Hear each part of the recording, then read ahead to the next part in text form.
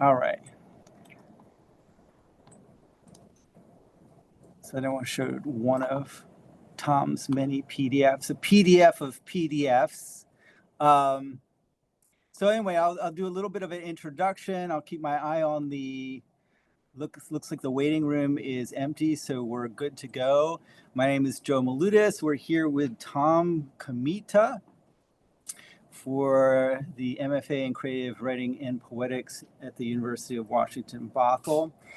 And I think if one thing comes to mind when I think of Tom's books, I think about what Julia Kristeva calls defiant productivity. And in fact, one of his PDF books, the one that I'm sharing the screen for right now, is a guidebook. It's a book of books, right? It's sort of like collected books, collective experiments that you could find. And this is one of his pieces that is on Gauss PDF, which is or was a great publisher of these kinds of defiantly productive books that Tom is very good at. This type of work, let me see how we stop this crazy thing. And I think this type of work was uniquely made possible when the PDF started to be embraced as a cheap alternative for these types of challenging books. Generally, they were books that were useless to the market, but an important form of potential literature. For example, his airport novella, which I think that is Troll Thread, right? Yeah. Yes. Yeah. Yes, that's Troll Thread, which is a supercut of instances of nodding, shrugging, gasps, and odd looks from other airport novels. And places like Gauss PDF and Troll Thread were important publishers of this type of supercut work or conceptual work or work under a variety of different rubrics, but that came up through this period when the PDF was being popularized as a form of potential literature.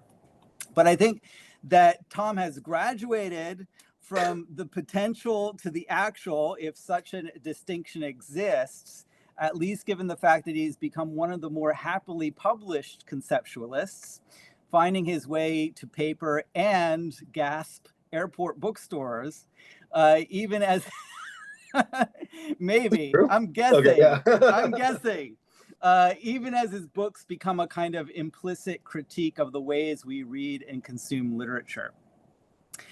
I think one of the things that we might ask as part of the discussion today is exactly how we read these books, especially for our students who might be relatively new this experience. I think on the one hand, we could say that they're indebted to the constraint games of Oulipo. I think his novel Patchwork is an interesting reboot of Queneau's exercises in style, except in this instance, we are granted a sense of forward motion that never happens in the Queneau book. And I think that's important for what you're doing there. And then there's also, on the other hand, remix aesthetics.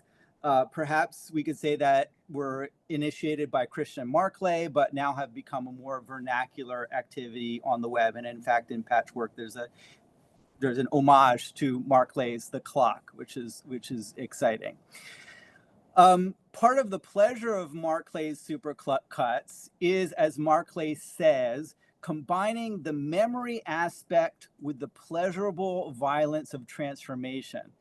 And one of the things that I talk about with my students, both undergraduates and have been starting to talk with this class about, is like, you know, what makes something worthy material to bring into these experiments, right? And I think part of that, again, the memory aspect plus the transformation is important.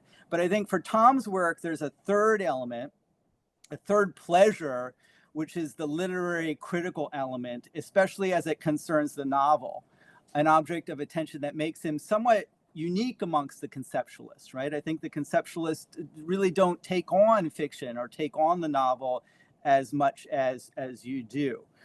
So in addition, I think Tom's books step in where digital humanities fail in their data analysis of the novel, right? I think that what Tom is doing provides us with more insights and more literary critical pleasures than we see with the type of digital humanities literary criticism that is data driven and sort of dry, right? It doesn't quite know what to do with the data sometimes. With an optics expanded by a huge corpus, Tom allows us to ask fundamental questions about how and why a novel is put together and what that might mean for the future of novelistic enterprises and maybe even creating a new type of novel in the bargain. So with that, I give you Tom Comitta. Thank you, Joe. Yeah, so great to be with you all here. And I'm looking forward to sharing some work, talking, and hopefully getting to know you all in the process. I am on an iPad, so I'm going to be swiping instead of clicking. And let me share my screen. Is that okay? Oh, now I can't. Do I need to permit that? Oh, let's see. Wait. Okay.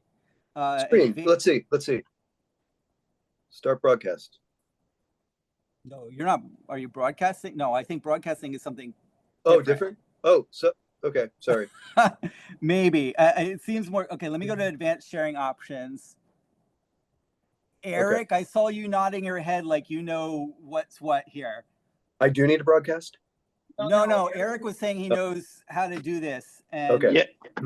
It looked like you had it for a moment there. Oh, really? So the broadcast? Was it the broadcast? The broadcast should work, yep. Okay, we'll do that. All right. Okay. Well, we are broadcasting in 3, 2, 1. Yeah. Is it working? No, I've never seen this before. It feels like flying a plane. We can see your sharing the screen, but can not you see the action. This? There we go. Now we can see it. Okay, great. All right. So, yeah, thank you again. Basically, I've created this little talk that kind of begins at the beginning of my journey into literary constraint and then novels, and then goes to the end and then works back again as a way to think through, as you can see here, I'm calling it human AI, literary constraint after AI. Human AI is what somebody called my work when I described it to them after ChatGPT came out. And I just thought that was interesting because before then you would have just called it Olympian. And yet, as you'll see in a second, this idea of AI has kind of been central to all these projects, at least from the start, and so maybe a little bit distantly as time went on. But yeah, strangely enough, I kind of entered. I was aware of constraint-based writing, but I really entered it in the work of Tino Sehgal, who is an artist who refuses to say it's performance art, but there's these performance-esque pieces, dance pieces. He calls them dance pieces that he puts in art galleries. And in grad school, this is like back in 2010, I was a performer in one of his pieces called Dancing Bruce and Dan and Other Things, 2003. And that was Dan and Bruce were Dan Graham and Bruce Nauman. And the piece basically was rolling around on the floor, using your breath as a motor and hitting certain dance moves.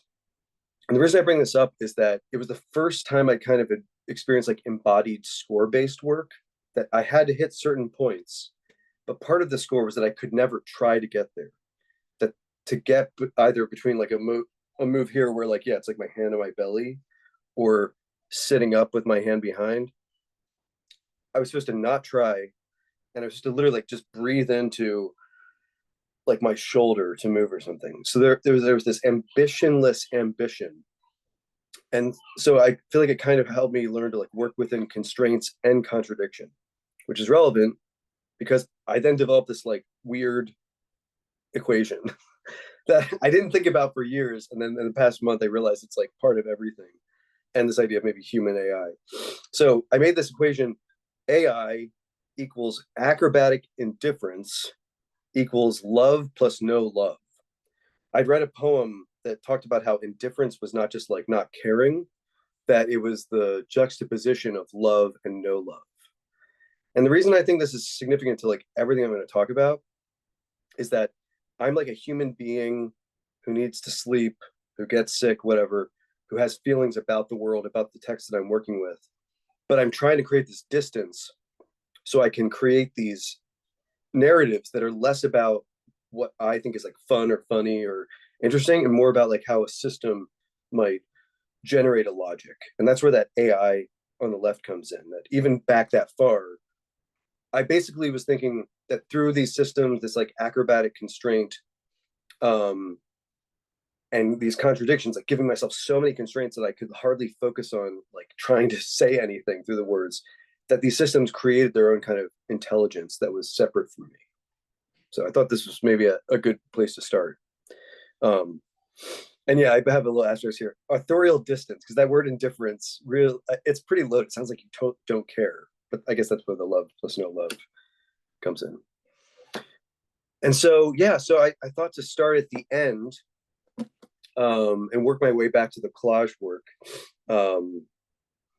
And basically, yeah, we'll get into it in a second, but this is my book that came out. It was the last book I wrote. It was the first one I wrote with like my own words. And the story for this book begins back in the 90s when these painters, Komar and Melamed, made America's most wanted and unwanted paintings based on a public opinion poll. They used the same polling firm as the White House at the time. And they asked Americans, and then subsequently like 16 other countries, what's your favorite painting size, subject matter, realism versus abstraction, do you want experimental, traditional, and so on and so forth, favorite color. And on the left here we have the most wanted painting in the United States, which is of course this like Thomas Kincaid-esque landscape painting with George Washington, some kids, and two deer. We have 60% of the painting is blue because 60% of people wanted blue. And on the right, we have the most unwanted, which is a paperback size sequence of thickly painted triangles. People didn't like shading, and so the edges are shaded. And interestingly, in the subsequent polls, they found that across the board, the majority of people preferred the color blue, and they preferred landscape paintings, except in the Netherlands, where it was switched for some reason. And so a few years later, and you can see Komar Melamed on either side of this person in the middle here, Dave Soldier. This composer, Dave Soldier, did a similar experiment with music. And this time, it's interesting, he's a neuroscientist. He's like the only scientist of any of us who've done this. But his method for making this music was the least scientific. He had a poll of like 500 people in person and on the internet on the Dia Beacon website. And he determined that way, a less scientific, but to my mind, maybe the most exciting of these People's Choice projects. He found that the most wanted music in 1996 is a blend of like Whitney Houston, Bruce Springsteen, and Kenny G. And that the most unwanted is this like 20-minute genre romp with bagpipes and accordions, kids singing holiday music for Walmart for every holiday, Christmas, Mattress Day, Labor Day.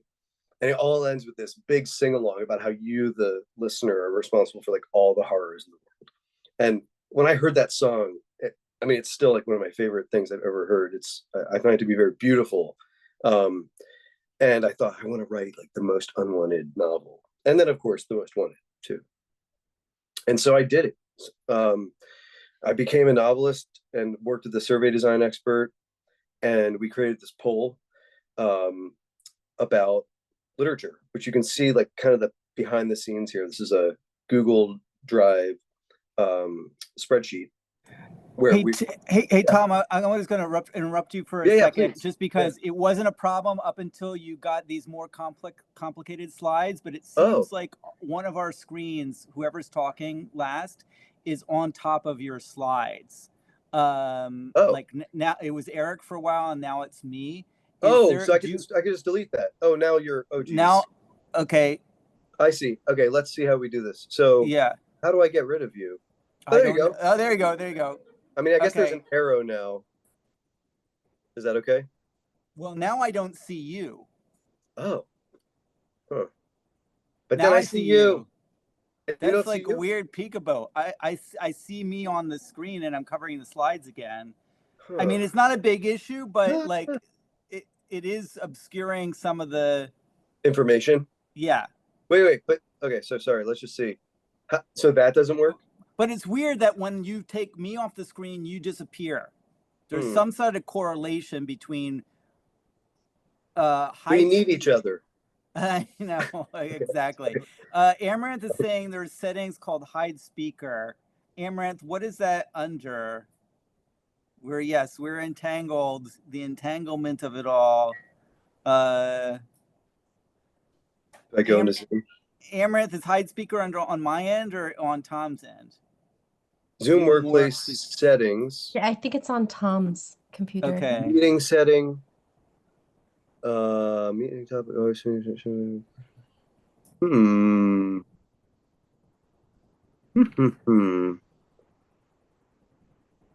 don't see it.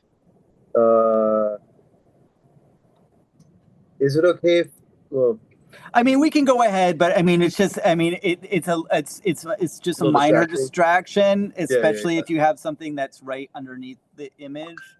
But this broadcast, I haven't used this broadcast function. I've used more real basic share screen. So I don't know, you know, they update things on you at the last minute and it takes a while to get used to it. Who can share, advanced sharing options. Oh yeah, maybe it's your the host. It could also be iPod. I mean the iPad protocol. Yeah, sorry. You know, but I would say the best place to put on the bottom. No. Oh yeah. Sorry. No, I mean in this case it's more up at the top where it was before, like at the very keep on going. Just a little bit more. But not off the screen. Well, I guess that's I think that's the highest you can go. Right there is the best then. Okay. Maybe I'll move you around. I mean, we're obviously not going to read everything, but I just realized that when you had the more sparse slides, it didn't matter. But now when you're, have a lot of we're gonna get some data. We're getting some. I mean, I should say this slide was not intended for people to actually read, but subsequent ones, yes. Okay. No problem. Carry on. All right. Okay. So anyway, this is kind of a little bit behind the scenes. I worked with this Johns Hopkins survey design expert, and we just worked for a year, basically trying to map out every aspect we could think about how you make a novel. And yeah, on December 1st and 2nd of 2021, we used this program Prolific, and we polled the United States. And as you can see here, we worked with a representative sample of the population geographically and all kinds of demographics to map out the country as accurately as possible. As you can see, we have nobody from Alaska, nobody from the Dakotas, and nobody from Vermont and Maine, which I wonder might have something to do with how people wanted nothing to do with like polar cold regions. And then okay. And then after we did the poll, I made this spreadsheet where I, put all the most wanted information on one side, the most unwanted on another. This is just, the first 10 rows, and just kind of try to figure out what is the DNA of these books. I bolded the things I would surely use. And I also added results from this book called The Bestseller Code, which had used a machine learning to read through 500 bestsellers and figure out what are those qualities that are more likely to make a bestseller and what are those qualities that surely will not. And so I also put those in this category and used them throughout. All right, and so so what do we have here? We have the most wanted genre is thriller or mystery, and I've illustrated the elements that show up in each book. So the most wanted, for a wanted book, you just want one genre. For an unwanted book, you need plenty. And so we had romance, horror, historical fiction, and classic literature. And it's curious, romance, a very popular genre. And then at the for the question of what kind of activity would people most want to read about, people wanted to read about people falling in and out of love. So they most wanted that, but they didn't want romance. My read is that there's a bit of sexism attached to the idea of romance as like women's literature that is taken less seriously. My other feeling is, I know for me back in the 90s, I remember like everybody said they didn't like country music, but nobody had ever heard it. And in my experience, I researched all these genres, and there's, you know, in any genre, there's good stuff. There's some good romance out there. So, all right. So, and then with regards to the topics at hand, the data also matches this bestseller code book that people want to read about science and technology, specifically advanced and scary technology. And I won't tell you what it is in this book because it's a bit of a spoiler. But people don't want sports and religion, and so there's a lot of tennis in the book. And because they don't want one day, and they didn't want religion, and they didn't want polar region, that kind of combined in my mind to do that. The book takes place on Christmas Eve, the most unwanted. All right, and for traditional versus experimental, amazingly, okay, so 62% of people like traditional. Makes sense. 38% of people wanted experimental, and if you scale that to the adult population of the United States, that's like 100 million people, which is one of the data points that I wonder if it is accurate. But I have here James Patterson versus a kind of version of James Joyce, because in my research, I found that at any opportunity, James Patterson really hates on James Joyce. He calls him a sleep aid in his book, The Store, which I was studying. And then in his masterclass class, he also just makes fun of James Joyce. And of course, I think like, James Patterson, you won literature. I don't know why you need to punch down like this. I think that he wants to be an artist and he doesn't feel that way. I wonder if I can put myself in the middle here. Maybe I will hold myself in the middle. Yeah, I think Amaranth had a good suggestion to pin you. So now you're doubled. And I think that should at least, yeah. Oh. So yes, putting yourself in the middle. That works. Would be fun. Yeah. Okay. Yeah. Yeah. I am a little bit in the middle. All right. So characters. Who are our characters? On the left here, we have Alex Finn. She is a straight white woman. The data for race and ethnicity was inconclusive. The question was, inclusive about specificity. We asked if people had a preference, and 90% of people said they did not. So because it was a thriller, because I was dealing with this like mass market thing, I looked at the bestseller list at the time. It was largely about white characters. So, you know, that has not changed as much as we would like. So this is about a straight white woman, the most wanted. It's about an adult with a working class background. She falls in love, as I mentioned, has a 9-to-5 job working at a tech company. She has good morals, and her story is told in the third person. And also, I should say, that lines up a lot with the what was found by the bestseller code to be the best of the bestsellers based on its findings, which was Dave Eggers' The Circle. Basically, the most wanted novel is kind of Dave Eggers' The Circle. All right. And on the right here, we have Lord Jimothy Tickletext. His sexuality is other. It's incomprehensible throughout. You think he's like straight at one point, and then he's seeming to be many different things. In the people who did have a preference for race and ethnicity, the least selected option was other, where people interpret that as things like non-American, fantastical beings. And because this person is a 160-year-old genetically modified person, I would say the person is fantastical. And yeah, he's a man. Lots of queer characters involved. As I said, unreal age. Old age is unwanted, but we made him 160 years old because people didn't want unreal stories. So it's basically the story of aristocrat. He's an aristocrat. It's a story of basically the billionaires of today, like fleeing Earth and leaving us all behind, which somebody said recently is a nonfiction story. He's a tennis player. He has questionable morals, and his story is largely told in the second person. What are these worlds? So in the wanted category, people want realistic fiction set mostly in large cities. And I found that in most thrillers, they move between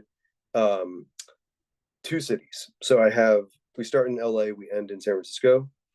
And on the unwanted side, we have Mars, an unrealistic side. At the moment, we can't live there.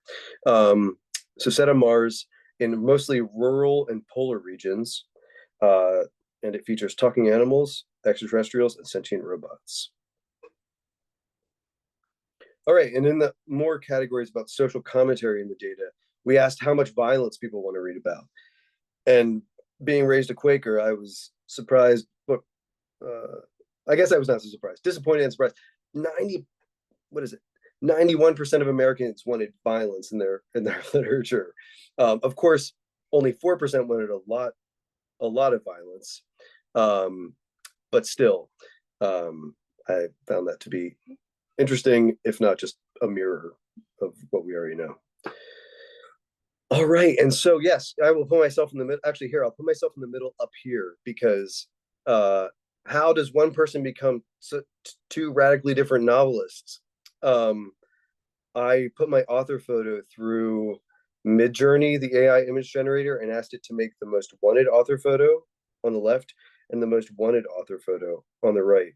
And as somebody who identifies as non-binary, I was surprised that I just said unwanted, and it made me more non-binary.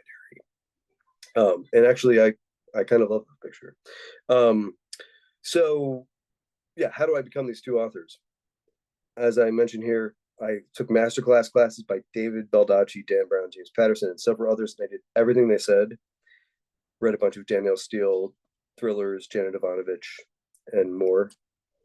And I found that one of the interesting things I learned about poll design is that you sometimes ask questions you have no idea are going to be helpful until you've asked them.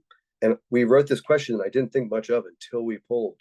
And the question was, if you had unlimited resources and could commission your favorite author to write a novel just for you, what would it be about? And most people said things like horror, romance, thriller. But some people said things like, I want it to be about cats taking over the planet and getting rid of our useless governments. And so we have cats. That happens in the book. It's part of why the aristocrats flee Earth.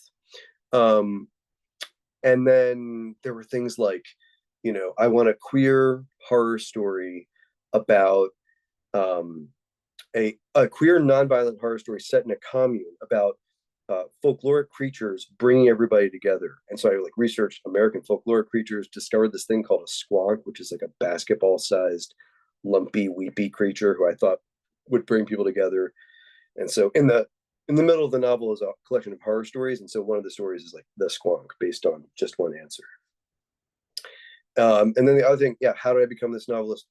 Years of reading weird fiction in both senses of the word, experimental novels and also like horror. As I mentioned, there's a collection of horror stories in the book. And like the other projects I'll talk about, there was a lot of collage. This is our dog Dora, who hung out with me while I was figuring out how to write the most wanted novel here. And maybe we could talk about process a little bit more. But I thought for the moment I would read the beginning of each of the books of the most wanted and the most unwanted. And so here's chapter 1 of Most Wanted. First few paragraphs. This time was different. This time, fear flooded his lungs with dread and clogged his throat with terror. This time his heart beat a brutal rhythm, desperate to be free, rapidly pounding out a single message. He was done for. This time the waves were too high. His limbs were too weak, the weight of his body too much. This time the undertow would pull him far below, and he would drown. His breath was screaming out, not a call of anguish, but a, "You're going to die if you don't figure this out now" kind of shriek. "You have to get out," he pleaded to himself. "You have to save yourself." With all his might, he kicked out, his arms flailing, pulling madly at his liquid foe. His toes searched for sand on which to stand, but there was none. A wave crashed over, throwing him down farther, twisting him into a sick dance. But still he tried, kicking and flailing toward the air, anything but the suffocating darkness. His legs were on fire, his head pounding with the pain of 1,000 angry drums. His body was screaming, his mind was screaming. Go, Kevin, pull toward the light. Don't let these waves kill you. Go, go, he cried to nobody in his dark, water-free bedroom. His eyes stung from sweat, and he could feel his heart pounding in his chest.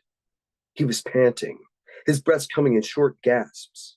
Sheets twisted in an elaborate knot around his leg. It was only a dream, he told himself. Just a dream. It wasn't real. He tried to calm his breathing, tried to slow his racing heart. He was safe in his house, in his bed. He was okay. But then he does drown at the end of that paragraph. And so we go through this intense thriller through LA and San Francisco, and we end on Christmas Eve.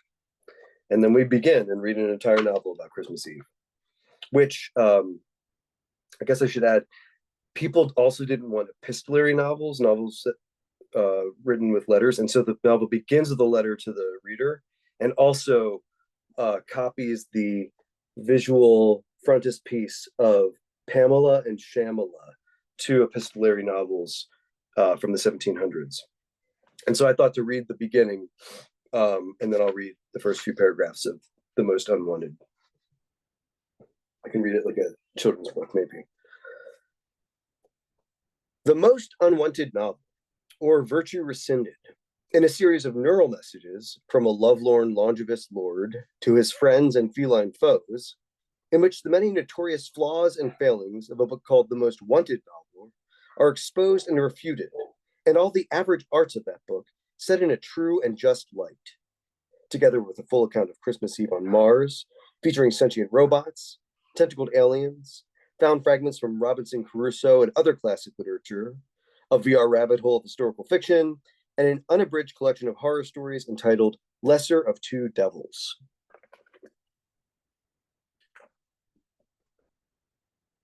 Dear reader, welcome to The Most Unwanted Novel, the sequel to The Most Wanted, or the prequel, depending on the order you read them.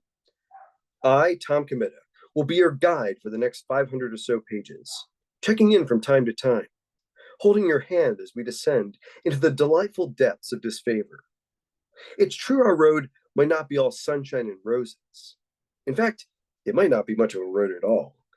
But if you stick with me, together we'll reach literary realms heretofore unseen, characters and themes, settings and situations that no author has been brave enough or dumb enough to attempt before now. Together we'll journey toward beauty by way of the bad, toward brilliance through balderdash. Data will be our motor, art our fuel. So take a seat, relax. Probably best to turn off your phone. Something's always there to distract. Or text your friends and family that you're busy. Write it in all caps. They won't notice otherwise. I'm reading. Maybe they didn't see it with all the noise in their X feeds. Text again, using more exclamation points for emphasis. I'm beginning to read The Most Unwanted Novel. Or don't text at all. It's up to you. Just pray they'll finally leave you be. Now find the most comfortable reading position. Sitting, lying, standing, crouching, lunging, leaning, stretching, jogging, on a chair, on the couch, on the floor, on a hammock, on a bench in the park, on a bench on the street, on the train on the way to work, in a bus on the way to work, in between work emails, in between work meetings, in the food court of your lunch break, don't forget your trash, in the bathroom on your lunch break, don't forget to flush, while walking to the gym after work, while on the treadmill, the elliptical, the step climber, at the edge of the pool while leaning on your elbows, in the middle of the pool while floating on your back home in the tub with a glass of rosé, while drying off, while brushing your teeth, while rinsing, while in the bed with the lights on, while in the bed with the lights out. Whichever position, get ready, because here you are about to attack the most unwanted novel, which has already begun, although you didn't know it yet. Yes, this book is already doing what it is set out to do. being like the most wanted, the result of a public opinion poll that measured the literary taste of the United States on December 1st and 2nd, 2021. Perhaps you've just finished The Most Wanted, put it aside, and have now turned to this unwanted monstrosity. Perhaps you went directly to this doorstopper to see what all the fuss is about, and will try The Most Wanted later. Perhaps you'll never read the better book, finding enough abject pleasure here to satisfy you for quite some time. See, this book is the literary equivalent of a Kmart special. It was born out of the belief that there's a reader for every book, no matter how awful.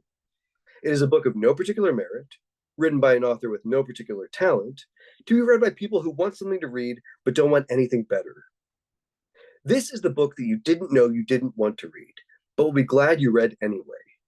Welcome to the book that eats your brain.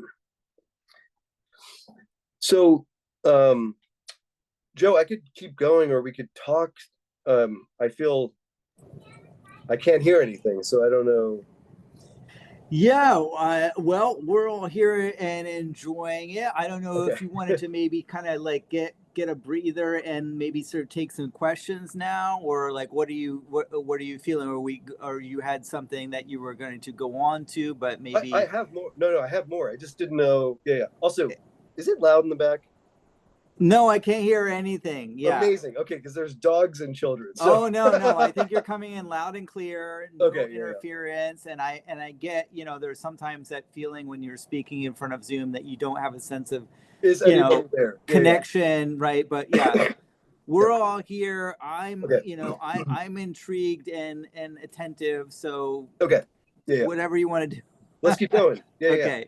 All right. So in this reverse trajectory, before People's Choice, I worked on this book, Patchwork, which is, as we were talking about, a supercut novel, a novel made entirely out of found language, except I wrote these epigraphs that start off each chapter. It's not a good example because there's a picture, but where it says like, being the tattered testimony of how the Dominie obtained the coveted snuff box.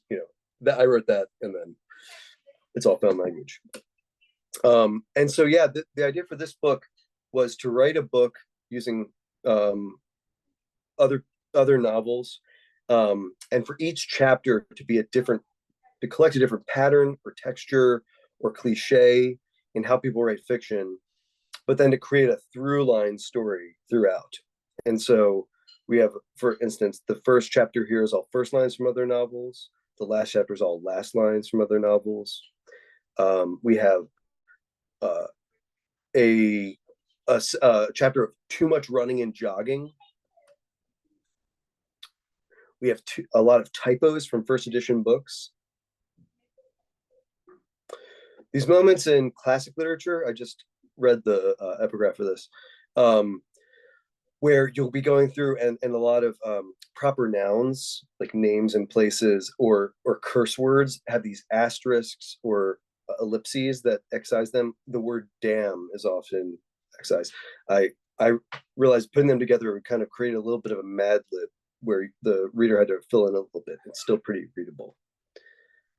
And then, choose your own adventure language. If you want, the book ends on page 44 in column A here on the next page. Oh, here you go, in the end. Or you can continue to the actual end, or the other end. There's a lot of illustrations. These are just... Hello? Oh no, I unmuted myself because if there was a pause, I was going to say I love that section with the portraits. Oh, cool. Yeah. Each one is a different description of a monster in horror novels, and yeah, it's nice too, because if you saw it as it is in the book, it's a whole gallery, so it's a sequence of pages. Oh yeah. With these ornate frames, but a single description of each character within. It's very nice. Yeah, and that's where things like the epigraphs really helped. If I hadn't described what the heck it was, people would think, what am I looking at? So, right. Where this is a process of reverse. I kind of loosened up in each book. Nature book is like highly constrained. This loosens up, and then the People's Choice is like mostly me. So, and then And then yeah, in these there's a whole chapter of Charles Dickens illustrations that is organized from rural to town, semi-urban to full-blown urban. And I just kind of lace them together into a walk home after obtaining the snuff box that the character's been looking for throughout, maybe obtaining it. Oh yeah, and here you can see the urban area and how everything's kind of connected. Although, yeah, oh yeah, maybe I go up there. So I could. How are we doing for time? We have, I mean, really, we could go. We have as much time as you want. Like we could go till 8 if you know. I think 8 is our hard stop for getting in the other things we need to do tonight for the class. So that includes, you know, discussion, everything. So I would say be casual. Don't worry about it too much. Okay. Yeah. But maybe I'm feeling like maybe I'll read from Patchwork. Let me do this, because to make it maybe more of a discussion that can maybe this will loosen you up a little bit more, given the fact that, you know, I know the feeling of just speaking to a Zoom room sometimes. But like one of the questions, you know, you mentioned that Nature Book was really constrained and then Patchwork loosened up a little bit. One of the things that I was wondering when I was, you know, kind of going back and reading both this week is that for Nature Book, you give us the ability and the pleasure of identifying every single sentence, right? Because there's a footnote on every single sentence. Sometimes perversely, right? Like for example, I noticed that for Little House on the Prairie, all you did was quote one word, and then for like Thomas Hardy book, you like went whole hog and included like a whole, you know, humongous 19th century sentence, right? And so it was interesting to watch those sorts of decisions being made and wonder why. Patchwork, however, was the actual bibliography in the end was alphabetical, so you never quite knew. You weren't able to make that particular identification of exact sentences. So you were always left in a certain uncertainty about that. Could you talk about that choice, or like maybe sort of like what, you know, what drives, to me, it touches upon the question. And again, this is for students who may not have encountered this type of work before, you know, what are the pleasures of reading this type of work?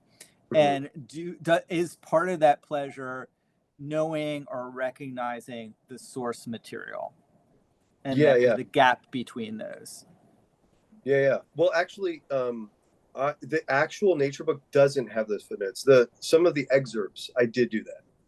Maybe I got a PDF that was like, I think maybe, okay, so the actual paperback. You don't know what you'd have to Google book search to find, because it's like there's just words. Okay. But there were some excerpts on the internet that had like the footnote, and I think it was like an early. I was worried about getting sued a lot at first. Okay. And no, let people on the project. I mean, maybe to answer their question, maybe I should just finish this, because I think it'll touch on some of that. Okay. Because they're to also like flush out what the heck this thing is for people who haven't seen it. But because so this book is I feel like now I'm getting out of order. But it's all made out of nature descriptions from other books, and coincidentally to what you were saying, like I actually feel like because this doesn't have those footnotes, that the effect is the opposite for me with this, which is that I really wanted people to be able to see, to like kind of read something and be like, oh yeah, I recognize that line from, you know, Great Expectations or something. And some lines are recognizable, but not a lot. You know, you'd have to have like a PhD in nature writing, maybe. Right. But here, you know, like I was kind of interested that, you know, I prefer not to shows up in like chapter 3, and I feel like some, not so more likely more people might be aware of probably Scribner, or like, for a long time I went to bed early, Bruce, still you might need like an English degree, but so I actually found this book to be a lot more inviting, or the one that was to do that, because I was inspired by video art, and sometimes when you see a video blog, where it's coming from.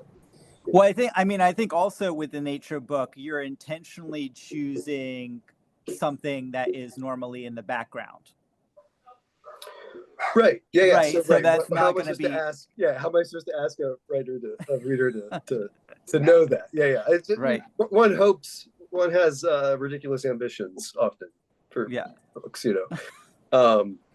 But and maybe to bring it all together, the next part is kind of like about this tradition, which might be interesting for folks, because basically, like halfway through working on these collage books, I was curious, what is this history? And actually, wait, doesn't David Shields teach at your school? He teaches on the main campus. I'm not sure if he's still there, but he's on the main campus. Okay. Yes. I mean, of course, like he really popularized this kind of idea in the prose fiction world about 2 decades ago now. But I was just curious about like, what is this like deep tradition? Because it was hard to find like the language for it. Like you mentioned conceptual writing a lot, but anyway, I just basically began this research project to figure out what is like the lineage of this kind of found language fiction. And of course, and basically I found that, well, here I'll show you, like Moby Dick begins with like 13 pages of found tale descriptions. Right. It presented in order from the Bible all the way to the time of his writing. Mark Twain's The American Claimant, which I got the date wrong here, sorry. I didn't think, it's like 1893. It's like 40 years after Moby Dick. Mark Twain writes this book, The American Claimant, where he says like, with the weather in the book, like disclaimer, like there's no weather in this book. Like nobody wants to read weather and nature descriptions. It breaks up the progress. If you want weather, you'll find it at the back of the book. If you flip to the back, there's 4 pages of weather descriptions from the Bible and from like both writings of his day. And so I found that actually this tradition of found language fiction, I guess it makes sense that it would go back to like the beginning of print culture. Storytelling as an oral tradition was always about like, copying, like not, you couldn't be so specific because it was verbal. But once print comes into being, basically I found that the earliest one was in medieval Arabic literature. Al-Jahiz of Basra was using a lot of found language. And I know this because his peers called him out for it. They didn't like being plagiarized. And I found this in every continent up until like when Moby Dick was written. And here we have, basically I broke the found language fictions into like citational fictions, I called them, which were novels that are short stories that used like a significant amount of found language, but were mostly original language. And then this second term of literary supercut, which is just like either completely found language or like 99%. And I have the Moby Dick on here because like there's that supercut at the beginning, and of course the rest of the book is called the people fiction, a lot of found writing about whales and things. Tom, for some reason your audio is getting a little bit mumbly, and I'm not sure if it's I'm not sure if it's the distance from the iPad. It seems like maybe when you lean back a little bit, it sounds like it might be underwater, so the microphone might not be picking up that well. But to go back, one of the things that got blurred and mumbled is that you were saying that there were two. Could you say again what the two types were? Two types of these fictions? Yeah, so I called these citational fictions, and really at this point this was written, I don't know, 5-7 years. I just call them found language fictions now, but I was using this term citational fiction just for something that uses a significant amount of found language that is mostly original language but also incorporates found language. And these are some examples here. each of, Ishmael Reed's Mumbo Jumbo has like dictionary entries, photographs, like telegram reports and things. This bondwoman's narrative, which was the first, it was found in like a estate sale like 25 years ago by Henry Louis Gates Jr., but it's like the first novel written by a formerly enslaved woman. And she like went into her master's library and just like took the language of that culture and just repurposed it. And it's a beautiful found language fiction. Kathy Acker's known to do this, and there's little fragments in George Saunders, Dr. Fausto. And then the literary supercut, I would define as just like something that is, and I'm thinking about fiction, but just, that's my focus these days. Just completely made out of found language, and or like maybe 99%. And I was saying about Moby Dick that I would refer to the beginning supercut with the whale descriptions. Of course, the rest of Moby Dick is maybe more of a citational fiction. It includes language from the Bible and these things. Burroughs, of course, is seen as like the founder of this, but as I'm pointing out here, he's not.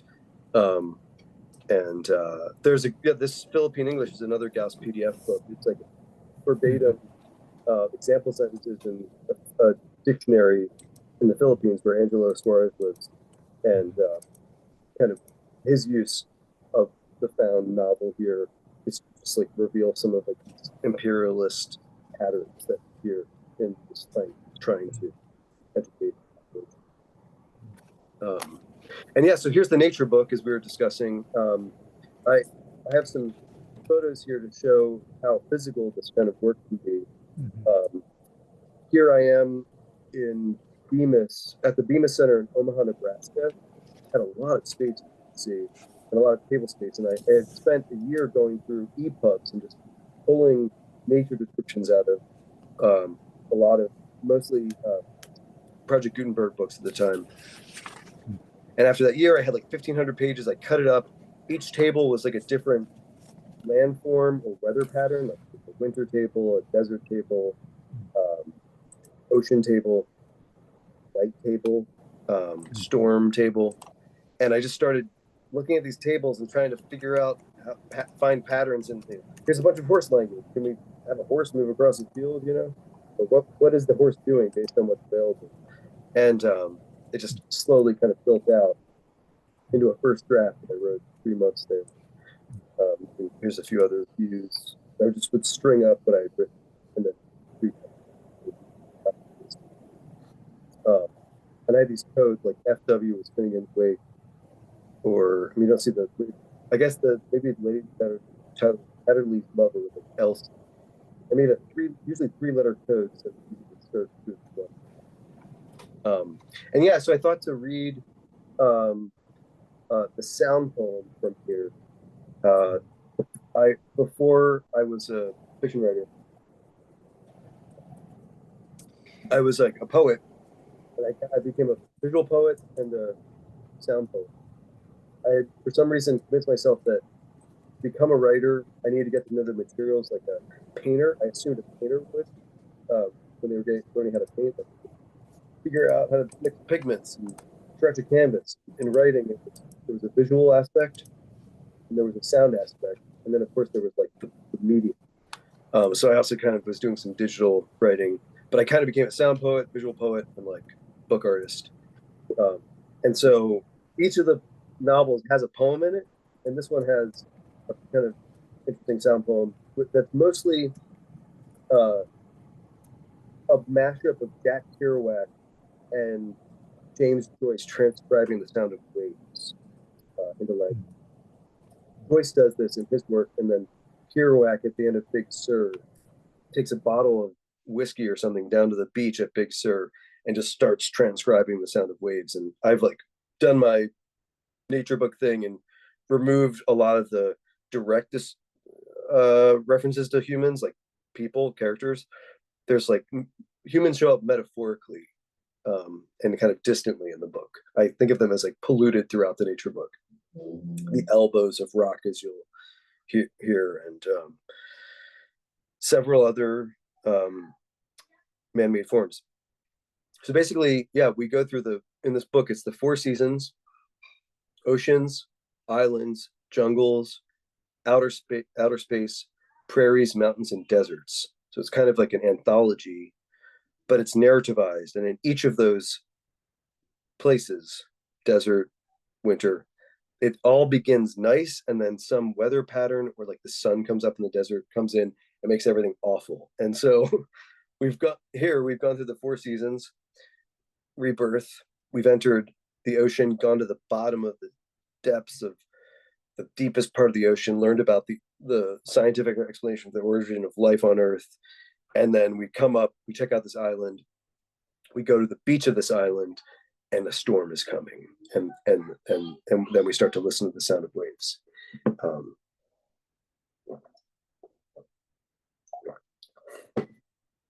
All right. The swell became more powerful, the waves higher and stronger, roaring into the cauldron of the cove, the Bing Bang Cove with its seas booming inside caves and slapping out. At the one end of the beach, the water churned itself into a circling froth in its desperate haste to escape through the narrow outlet under the big elbows of rock. And as it met the head-on whipping power of the sea wind, and the wind was blowing so hard, the cauldron became an equally furious sucking whirlpool.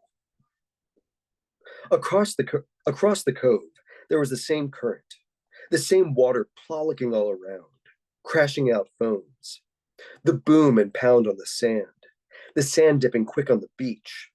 The waves of the ocean were breathing, sucking down, then boiling back, and the waves going raw, roo, roar, crouch. The way waves sound, especially at night. The sea not speaking in sentences, so much as in short lines. Which one? The one ploshed? The same. A boom. The waves all up and down the sand in different tones of voice. Kabloom, kerplush, a ropey otter barnacleby crouch, or rope the angels in all the sea, and such. The sea again, louder by caves in the crashing dark. The sea saying, with the voice of waves, ow, heck, wall, och, lub, more, ma.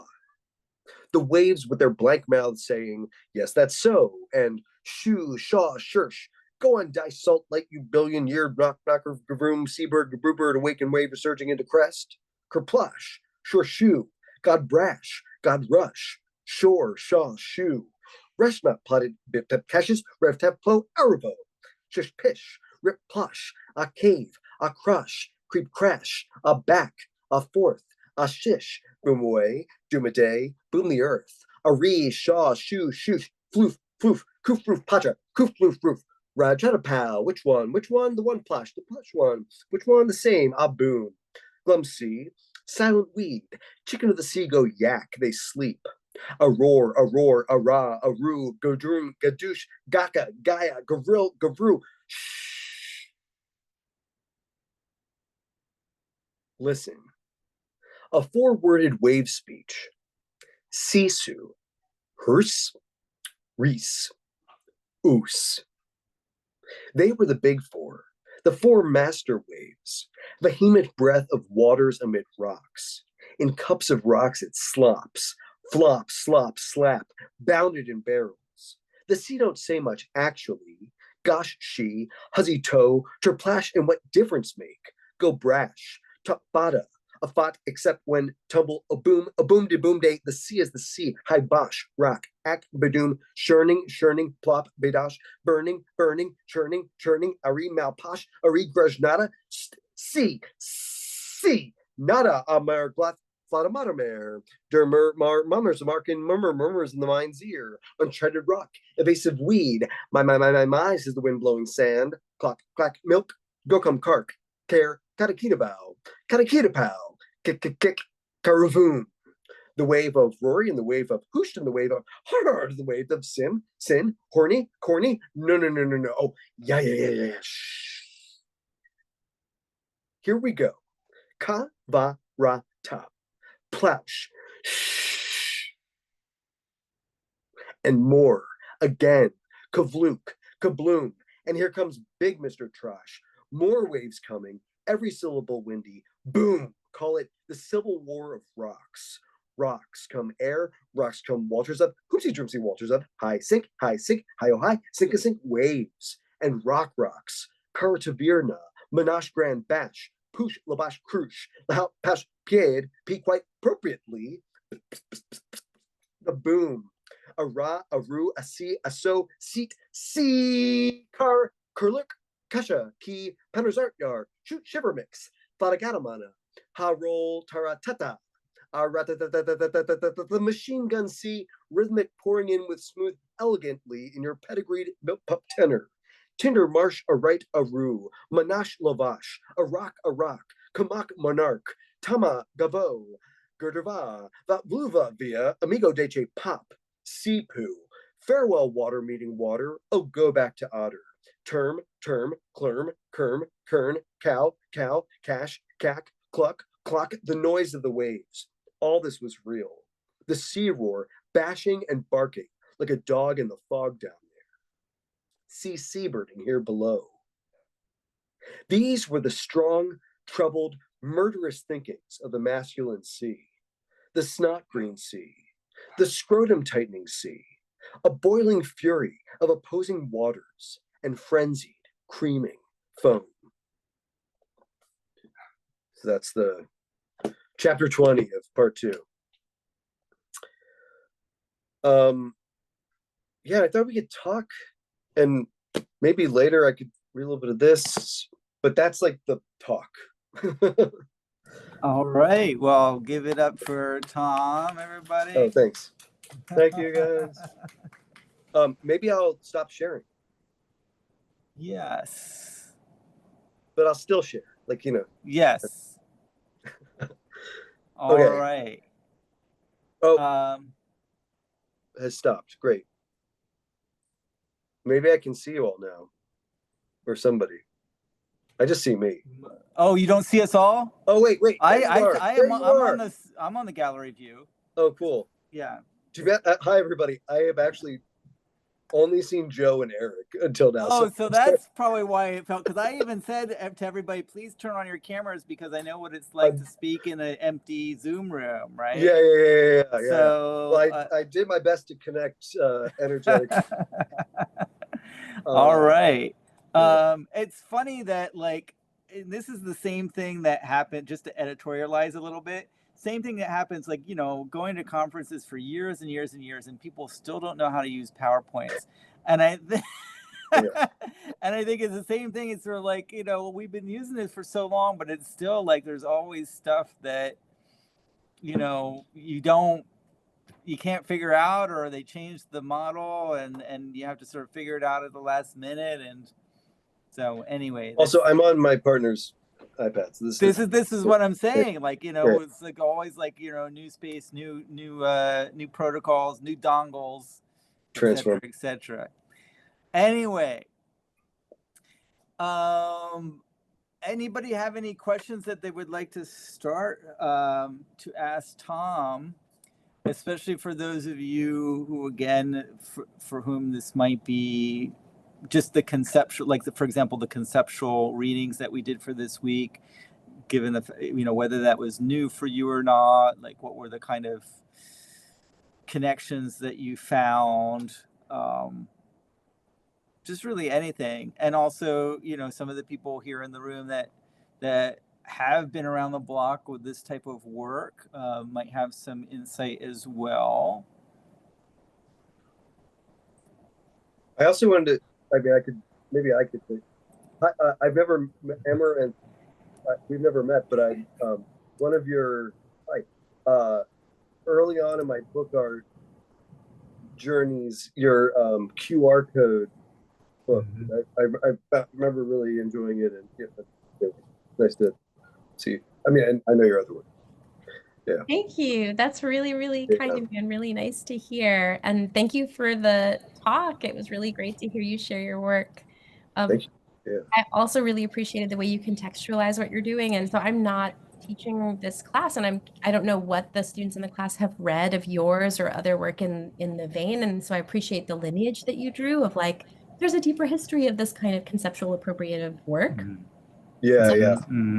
maybe And I mean, well, I guess like my question is, you know, for this group present here, what would you say are the contemporary writers that you see your work in dialogue with, and whose work you think aligns with what you're doing and that you're really inspired by or interested in? yeah. Well, one thing I'll say too, what you said about like the lineage, you know, I think part of that interest was to do something very consciously different from the conceptual poets, because there was this move to say everything was so new, you know, like it was the painting, you know, the like writing is 50 years behind painting or whatever. And this was the first time anybody had ever done this. And it was never true, you know, it was like marketing. And so this was an attempt to just like earnestly be like, I actually find myself delighted in knowing that part. I don't think it lessens it. In fact, I thought it was amazing that the earliest American, some of the earliest American found language work was nature collages. I thought that was cool. You know, so, but with today, yeah, I mean, I realized it. I kind of knew this maybe a little bit earlier on, but each of these books is kind of inspired by art. So in a weird way, I don't know if I'm surely in dialogue with other writers, but each of them are kind of like attempts at transposing formal and other elements, maybe in a kind of ekphrastic way. Like the nature book was inspired by a friend. Literally, he invited me, this artist Kota Azawa in the Bay Area, to give a talk at an event of his at this Center for the Book Arts, actually, in San Francisco. And he had made this video called City of Nature, where he took nature shots from feature-length movies, and he rotoscoped them. All of his work is rotoscoped. He basically made it kind of South Park looking, like flat, not as cartoonish, but and previously he had written all of his film work animation work was all about like violence in American culture. And then he did this piece that was just nature shots. And I thought, what's going on here? Is it this like very basic meditation on like something pernicious about the simple fact of like framing and flattening the world into images? So I went and I started to like make a short story out of found nature descriptions at the San Francisco Public Library.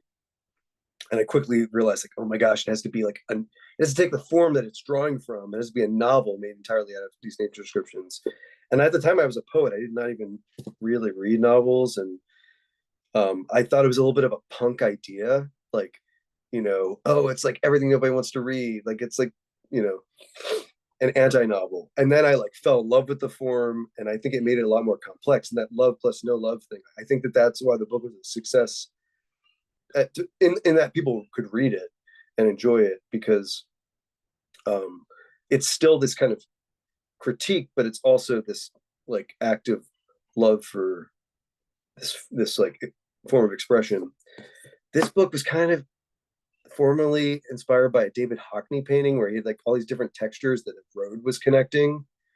And so I was like, okay, maybe the hero's journey can connect all these different patterns. And then of course, like the paintings and the music that inspired this. But for some reason, yeah, these three books, I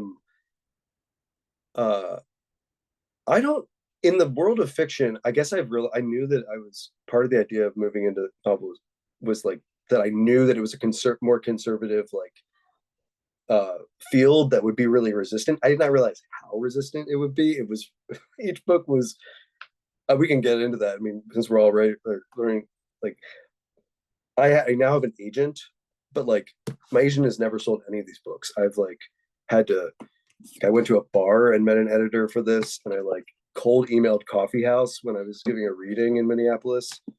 And they're longer stories, but yeah, I really had to convince people to take it seriously. I'm a little bit shocked when you say that you weren't really a reader of novels, because it seems to me in order to do this, you would need to have a voluminous sense of the last 200 years of literature. At least that is what it conveys. Now, obviously, you know, when you have computers at your disposal, you can sort of like barnstorm through a lot of literature, but it still seems to have a certain sensibility that requires quite a bit of actual human reading. Explain. Yeah. Well, no, I changed. It changed me. Like I fell in love with the form, and like, and I did start to read a lot of these things, and I was just eating them up. I did not read for the nature book. I did not read every one of those books, but I did. I always would read around whatever I was taking to get context. It felt like my job to at least know what I was drawing from. I wasn't like erasing some atrocity or something. But you also would have to know where to look. I think that's what I'm getting at. It's sort of like, in order to know where to find these things, you have to know something about the nature of the originals. Well, okay. And yet, maybe. And yet I became like, I read differently. I was reading so superficially. And, you know, you start to realize, where does nature show up? It usually shows up at the beginning or the end. I was skimming a lot at first. There were basically maybe 3 ways I did it. I skimmed for a year. I was taking a bus trip between Oakland and LA because I was dating somebody down here. And for 10 hours, I would just be like collecting nature descriptions. Later, also, I'd be reading a book and then I would bring something in. And then later at the end, like when I was just needing to fill in gaps, I had I worked with a coder to make a computer program that like sucked nature descriptions out in like a few seconds. It was like, I made a document with a list of every nature form I could think of, like tree, trees, tree period, tree comma, tree. And it would go through these text files or PDFs. And if one of those words showed up, it would give me, I could determine it like 30, 40 words on either side, or characters, I forget which one it was, and it would just like print it out and add my like 3-letter code so I could, that was for spot checking later. Because, you know, the first time around I did Project Gutenberg, and I found, you know, that's a lot of those texts are about like the English language ones are about like the British Isles or like New England. And so they didn't have like deserts and these things. I just had to get out. I didn't have a lot of autumn language. And so I like searched the internet for like, where's all the autumn language? It's campus novels. You know, they all start in the fall. So, and it was really weird how every one of my questions had been answered on Goodreads or some website. Like, where's all the winter language? Where's like, I don't know, spring novels about horses or something. You know, people have answered. It was very bizarre. I don't know why they were asking these questions, but interest. Yeah. I'm noticing, and Eric solved this problem, that the sound problem they were having is because when you have for some reason in this context, when you have your microphone on and you leave it on while you're talking, there's some sort of feedback compensation that happens. So people, when you're asking a question, just make sure to turn off your mic afterwards. So that's why I wasn't able to quite I wanted to interject in live real time at one point, but then I'm sort of like, okay, no, let's turn off the mute. Yeah, it's the room tone that is the ghost in the system here. But yeah, I mean, that's very interesting. I mean, and I think that, again, that's where I sort of feel like you're doing something that you're doing something that I feel like digital humanities was never able to really do for me, which is like take this data searching and then ask these questions. I mean, yeah, digital humanities did that, but like, you know, why, you know, you end up with this ethnographic knowledge about the novel that's driven by your curiosity and art. And I think, I mean, this is maybe just a statement, but I feel like when these tools are put in the service of something that is about generating something new, which has these kind of insights of analysis, but at the same time is a sort of new work of art, for some reason, to me, it allows for and more interesting production of knowledge. And again, I'm making maybe hierarchical distinctions, but I learned a lot just from like what I've read of your work, and it sort of made me think about the novel as a cultural artifact, as something that when you sort of look at it in the broad sense, you get these, you learn things anthropologically. Again, this is what data-driven digital humanities wants to do, but there's something about what you're doing, and maybe it's just because of the fact that the work of the artist and the passion of the artist tends to speak to me a little bit more.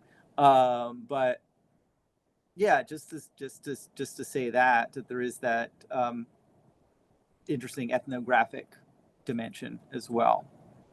Yeah, there really studies, stories and studies. And yeah, I was not aware, like when I started doing this, at first I was not aware of like the Franco Moretti. You're talking about like distant. Yeah, I mean, that's who I'm thinking of mostly, right? Yeah.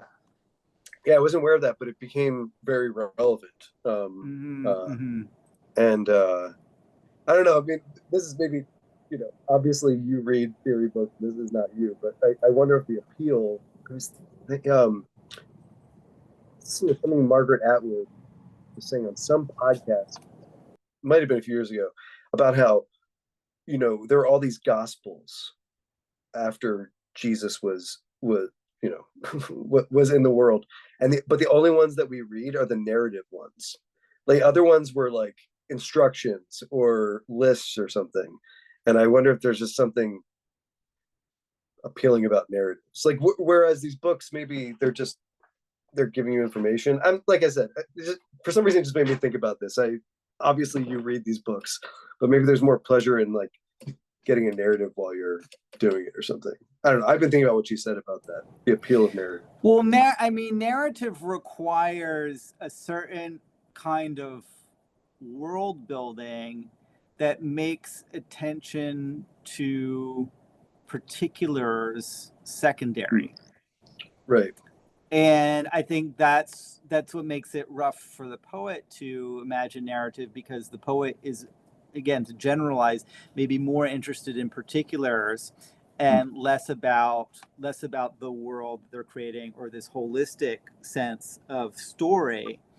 And so I think that what's happening is that there is the pleasure of getting into the fiction brain, which I do feel like is a whole disposition, but then you're breaking it up into what seem like more poetic insights, right? And you're sort of forcing us to pay attention to the things that are normally made transparent in the reading.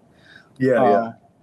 I think it just comes like from a true, genuine curiosity. I think, right, in some ways, maybe this is the kind of fiction work somebody would do if they didn't begin as a fiction writer. Like I kind of felt like an extraterrestrial coming down to Earth and being like, what are stories? Why do we do this? And genuinely fascinated and searching for some of the most banal, some of it is like maybe revelatory, but some of it's just, reading Citsin use the three body problem and finding the first line of Virginia Woolf's The Waves in it and just being like, is that, how many other books have that? And then, writing a chapter with that. Yeah, sometimes they're like these odd insights. I mean, that's what's great about supercuts. Like, there are odd insights that you didn't realize, well, wait, that's a pattern. Right. But you don't know what to do with it. But it's just interesting if you just lay it all out end to end and say, like, okay, here's Virginia Woolf's first sentence of The Waves in 100 different books. You don't have to have any commentary. That's the commentary in and of itself, right? Yeah. But do you ever have any evil genius moments where you're sort of like, now I have the total knowledge to create a James Patterson book if I wanted to? Or is there some alchemy that bars that from mere humans with analytic tools at their disposal? Well, I should say this took like 11 months and 50 rejections, and one of the early on there was a major some major publisher was read the most unwanted, got 100 pages in and was like, I can't do this. But then she sent the most wanted to the head of fiction at one of these big 5 places and did not tell him the conceit and didn't give him the name. And he's like, this is like a really good thriller. And so they said they did not want to publish the most unwanted, but could they publish the most wanted under a different name and to trick everybody? And a month later, after the book comes out, be like, we know why you wanted this, because like we've tricked you. It's like designed to make you want it. I turned that down because I thought that if we didn't publish the most unwanted also, that it would never get published. I later kind of regretted that when I couldn't find a publisher. But yeah, and then now I'm like, I think whatever I do next it's gonna draw from all of this stuff. But I just don't think I have it. I want, sure, there's a part of me that's, let's make some money or something. I have a child, I need but I don't know if I have it in me. I mean, the thing is that it's maybe a blessing and a curse that I just feel like, in this world with so many asinine constraints and restrictions, that probably a lot of us feel like, why are we in like writing school? Like it's a place to be like true to ourselves and almost like anarchy or something. And what it would, I don't feel like I would want to compromise this trajectory.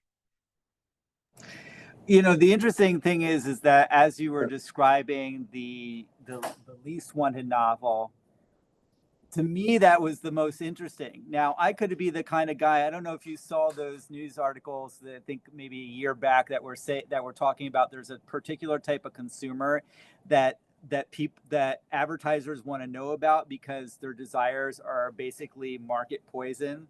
Like if you're the guy who likes the ice cream with the Reese's Pieces and the Twizzlers and you buy all that up, there's a certain type of consumer that marketers are like, no, that is not the mainstream. You have people that passionately want the Reese's Pieces and the Twizzlers ice cream, but those are the people you don't want to listen to and you want to avoid. But I feel like I might be one of those guys because, the queer tennis playing Bigfoot 160-year-old like plot I feel like you should, there's like reasons that are maybe I think leaning into that could be the secret sauce. Like I think that maybe when people are polled and asked what they don't like in the aggregate and you go in the other direction and you put all that together, I think it becomes immensely likable. I prefer the unwanted also. I think it's much more fun. And some people said it was moving. I don't know. Right? It's not like, we only heard a little bit of it, but it's basically a collage. It's mostly my words, but like a style collage of like all the experimental stuff I encountered. That's an homage to that. But it's pretty readable. It could have been like Finnegan's Wake and completely unreadable. I realized that I just saw that everything is when you look at art. We already talked about it before. I just saw that Pat also. Is there anything else that we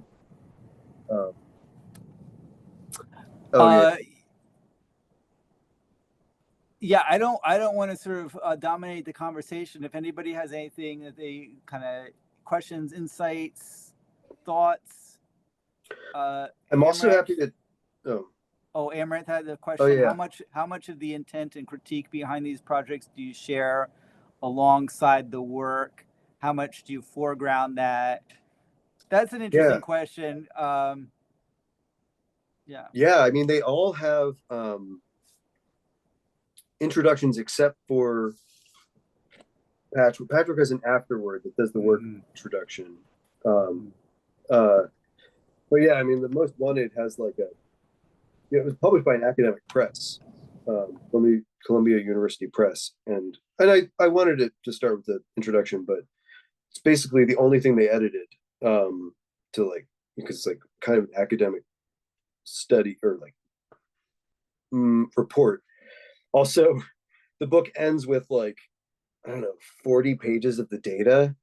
And so, yeah, part of it, so the nature book has an introduction, like a preface, and then like all the constraints are described, and there's a full source list.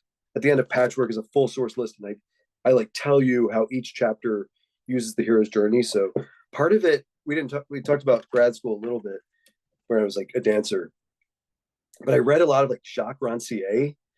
I mean, the what? One of our students is a fan. She's hiding now.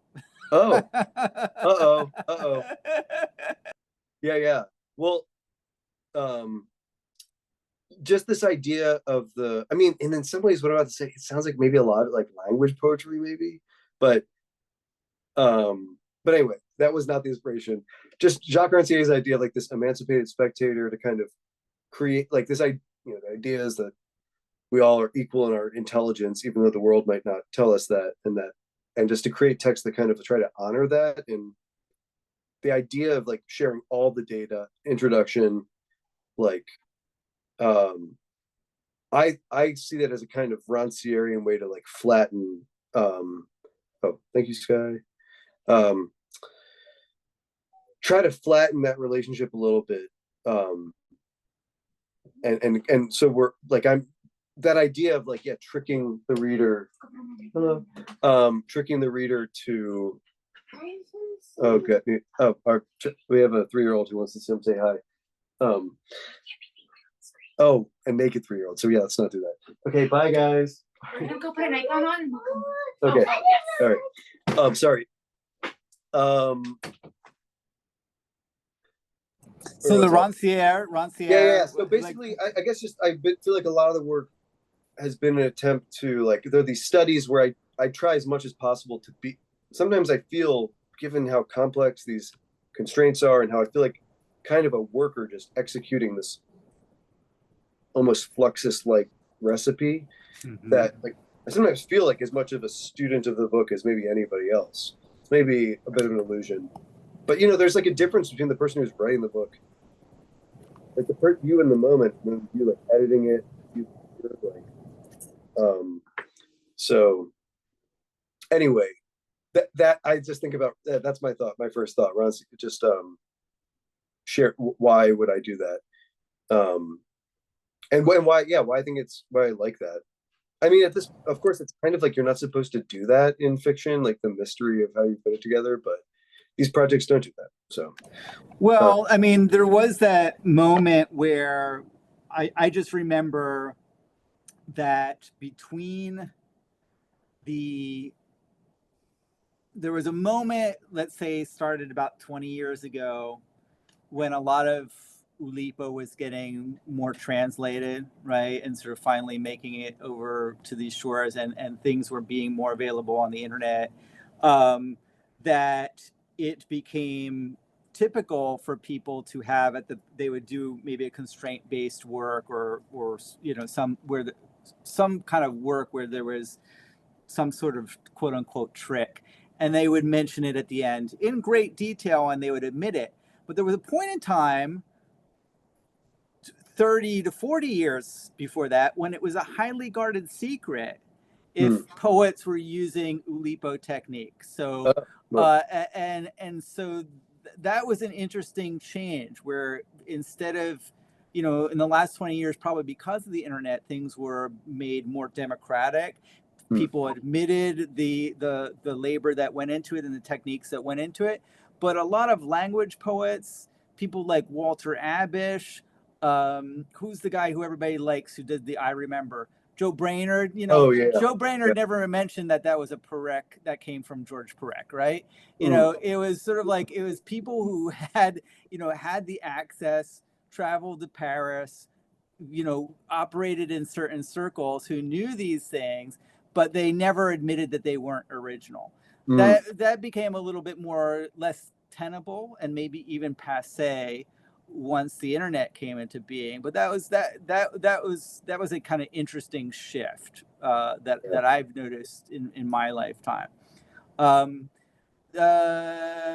Amaranth, I think, is already left. So she said her goodbyes. Shama had a question. You said you have been a poet, a visual artist. You also mentioned a dancer, which is interesting because Rob, did you mention you were a dancer? Well, at least I was like a job that I had during grad school. Okay. And now a book artist or a novel writer. How was the journey, and which one do you identify with currently? This is a good question. I every 10 years I seem to like quit a genre or discipline and move to the next one. Like I was a musician, composer until I was like 22, and then I was a poet for 10 years, and then I've been a novelist for 10 years. I turned 40 on Wednesday, and I feel like I have like the 10-year itch or whatever, but I think I'm going to stick with it. My therapist says to integrate them all instead of reject. That's why you reject. Yeah, so I mean, I think I really do. I don't think I even needed, and also in retrospect, I did kind of integrate as I was going. Like there's a poem in each of these books. Like I drew these sensibilities from my poetic work into the novels. The sound poem is basically like a song, you know. But yeah, I don't know. I what I do next, I think I'm gonna just keep. I still feel like a storyteller, novelist. I might try to do a graphic novel though, in the integration idea. Nice. We even have one of our students here, Eric, is doing something that for his cool. thesis that's mixing remix art with graphic novel. So there you go. Yeah. Wait, let's see. Yeah, Eric says, I'll tell you how it goes. Awesome. Still in the R&D process. Let's see, Erica's question. I find it interesting that in this conversation, the poet is being aligned with the systematic theorist, scientist of particulars, especially with the knowledge that you began with Tino Segal and work on the body. In both instances, the anatomist and emancipatory impulse in democratizing and laying bare some of the most elite works. I want to give a Tracy Jordan explain. Erica, can you give us more as to are you maybe Tom, you can just go at it, but I feel like I want to hear more from Erica. Oh no, I think maybe I'm feedback. Sound art. Oh. Erica, do you want to go for it? Wait, you said something. Just go. I am kind of interested to hear more. Erica, why don't you just give us a little bit more? All right. Well, I mean, it's just going to be more blabbering. That's okay. Yeah. I mean, essentially what I said here, I guess if you, the pointed question being like, how do you think about the subtext of what you're doing in terms of like, I don't know, like all of these lineages that we know about, like the anti-novel and you know, deconstruction itself and kind of modernism in general. I guess another thing I can blab about is that I do find it also interesting that as the anti-novel, it's obviously people who aren't against the novel, but who desperately love the novel so much. And that paradox of like love, no love, that kind of distance that you've created. So yeah, just curious how you think about the subtext of how you work. Yeah. I mean, yeah, it's a big question. I feel for a long time, it felt a little negative. or I wonder if there was a negative subtext. And this was not a motivation, but I wondered, like, maybe there's two things. This part's not negative. I feel like a lot of this has to do with just the moment we're in, where we do have access to a lot of textual material, and like it's a kind of easy moment to like look back at what a lot has been done because it's like so available. you know, well, a lot of these books could not have been done 30 years ago because it didn't have a database to kind of quickly go through that. The negative part that I'm fighting against now, and this may be for the next project, is like, it really does feel like a lot of things are collapsing, and they already were before this moment that we're in right now. And these books, in retrospect, I was like, are these like what you write it like as the institutions are falling? You know, like, did these, you know, personally as a novelist, like these books did pretty well, but you know, in August, there was that New York Times article about readership in the United States dropping like 40% over 20 years. My partner is an editor, and she kept working for magazines that kept collapsing. And for a while, I called her like the Last Jedi. And that, I kind of thought of us all as the Last Jedi. And then the other day, this is where it gets positive because we must fight on. The other day, or a few weeks ago, I was just like sitting around with like some professors, and my partner works at LA Review of Books, like LARB. And I was just like, these people are amazing. Like, this negativity is the MO of the moment. Like, it's winning. And I was just like, F that. I'm not saying Last Jedi anymore. I'm saying we're like keepers of the flame, because it's too easy to be like, it's the end of something, you know? And I keep thinking like, oh, is like the future of culture, like, is it just TikTok videos and YouTube? But I feel like we're getting sick of these things. It's too easy. I imagine like a future where like even more people want the pleasure of like a physical experience. So it's not exactly what you're asking, but it's kind of where I'm at the moment, where these books in this critical space come from a certain time, and but it's not the whole story. That's not really what you asked. That now it's blabbering. We're just no. I mean, I think what Eric was saying is interesting on a very fundamental psychological level. Our connection to stories is deep, and I feel, you know, and I started with short story writing in terms of my literary life, and I feel like I was good at it. But at a certain point, I felt like the kind of world that one has to build around oneself to write fiction was untenable, right? So it wasn't necessarily the world out there. It was like what you have to do in your own space to balance the solitude that is needed versus, like, you know, also connecting to people in a way that somehow feeds the fiction. Because I feel like fiction is one of those capacious media that when you do it best, you do isolate yourself, but you also have to be open to the world, right? And to experience and to people. And somehow I, in my life, wasn't able to kind of manage that balance. And again, I think it was as much as a psychological problem as it was a cultural problem. The long and the short of this is that I feel, I mean, there, how can I say this? There's a tendency to sentimentalize fiction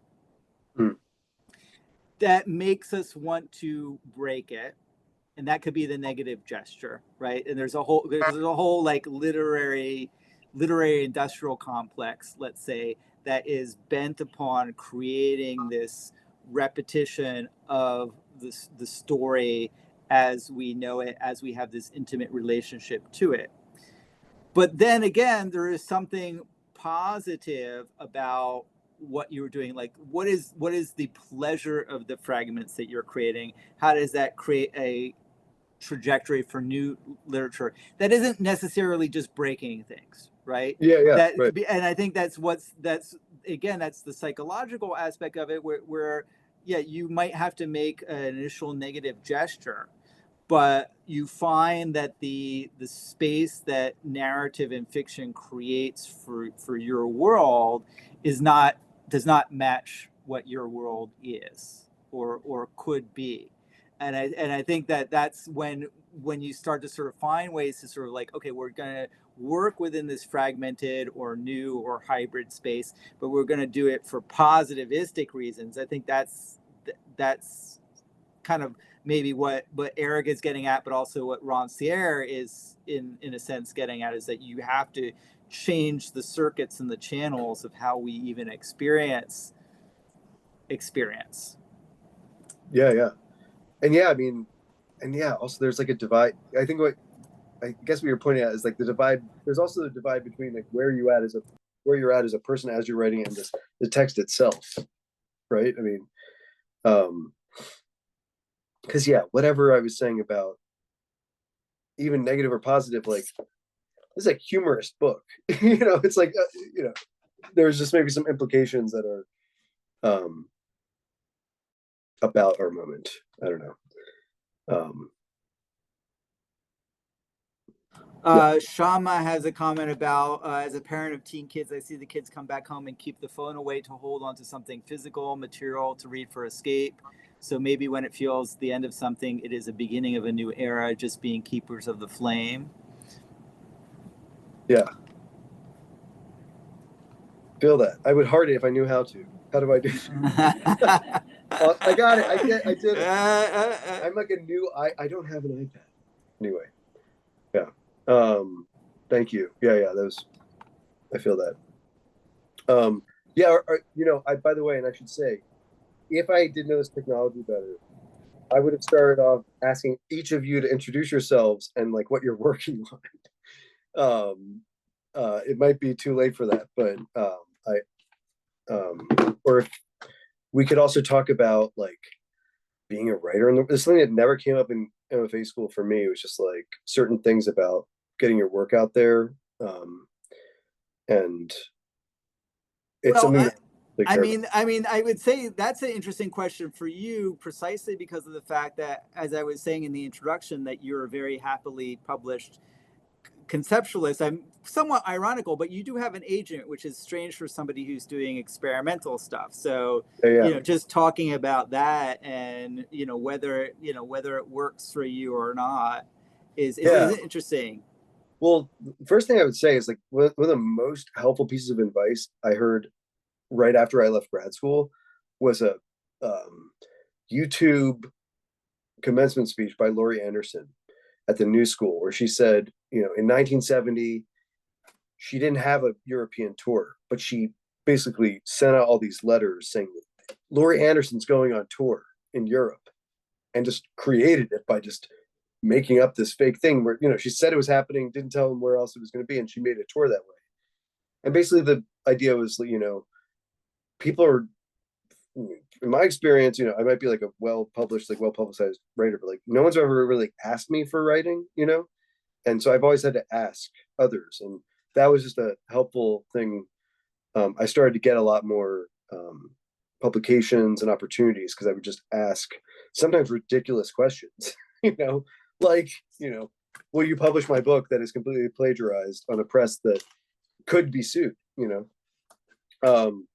and yeah, I mean, basically, yeah, very strange that I have an agent. The only reason I did that is that in the fiction world, you really, for most presses, you can't even they won't even consider you without one. And so when I finished this book, I sent it out to agents to assume that's what you do. Nobody wanted it because of copyright issues. And I had done a Laurie Anderson thing a few years before where I was in Minneapolis working on a musical, sound poetry musical. And my friends who I was working on it with, these dancers, had this performance space. I put on a reading, and I cold emailed info@coffeehousepress.org, hoping that they would be interested and come to my reading and then be interested in the book. And it like worked. Like when I lived in New York, I told this to publishers there, and they're like, it'd be very hard to do that in New York, but still it took a while. And actually that research on the history of found language fiction was instrumental in getting published. I spent like 4 months making that bibliography, and I found like 80 other novels and short story collections that were either entirely or partially made out of found language. I sent Coffee House an email. I was like, here's a list. Only 3 of them had legal trouble. And it was because they hid the fact that they were using found language. We had a conversation. A few months passed. I wrote an essay using that. I send them the essay that explained that history, and the next day they accepted the book. It was like the most helpful bibliography, at least practical, I've ever heard of. And that's, I just had one editor who believed in me, Lizzie Davis, who then I dedicated Patchwork to. And then this one, while the nature book was coming out, it did well in every metric. Like it sold out its first print run in the first month and a half or something. I would be getting like a good review one day and then 5 rejections the next day for this book. And after 11 months, it was like 50 rejections and nobody would do it. I tried to find an art gallery to do it. I basically was like, F this. I did a good job with this one book. Nobody will publish my next book. And I went to a bar for a book launch of Big Fiction, which it's this book that came out from Columbia about, that I realized while reading it, was like explaining why I couldn't publish this book. It was about how the past 100 years of conglomeration had changed what is publishable in the fiction world in the United States. Basically because of comp titles, you would just show other books in the market that had done well like yours, and for some books you can't really do that. Or I'd learned that I'd written a conglomerate novel, a thriller, and a nonprofit novel, and it seemed that nobody wanted them. So I went to this book launch, and I sat down with the editor and the publicity team, and I just started complaining in a playful way that they had published the book that explained why I can't publish mine.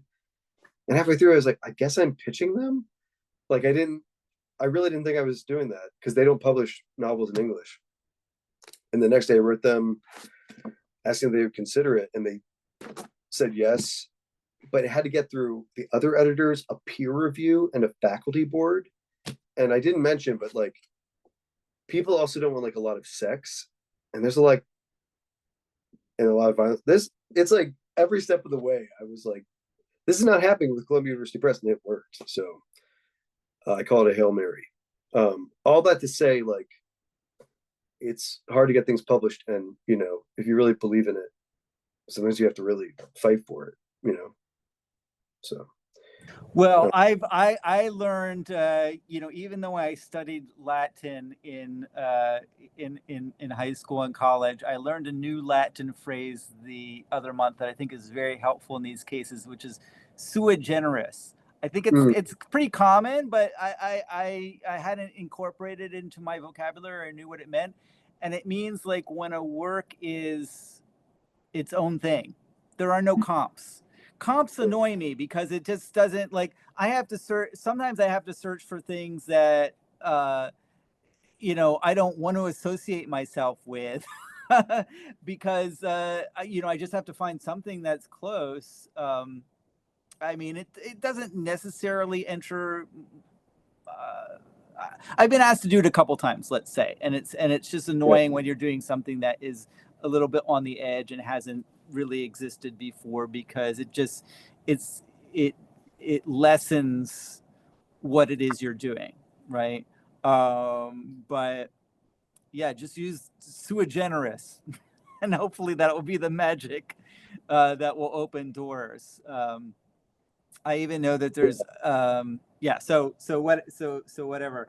But No, but that's it. So, but you were saying, I think I missed a beat in that description. So you were saying that Columbia had produced a book that complained about the way in which people use comps when they're publishing, or it was like a history of how conglomeration through. Oh, you mean the Dan Syndicate? Yeah. And then I was complaining that their book about the publishing world, and that book explained why I can't exist. I couldn't publish a book.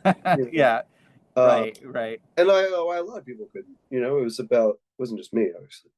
No, I mean, that book is a dark read because it just makes the whole publishing landscape seem very bleak, and the things that we now consider classics probably would not be able to get through the filters that exist now.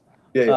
Yeah. And yet my thesis is that you can still, like, I also have this I feel like there's an editor for every project.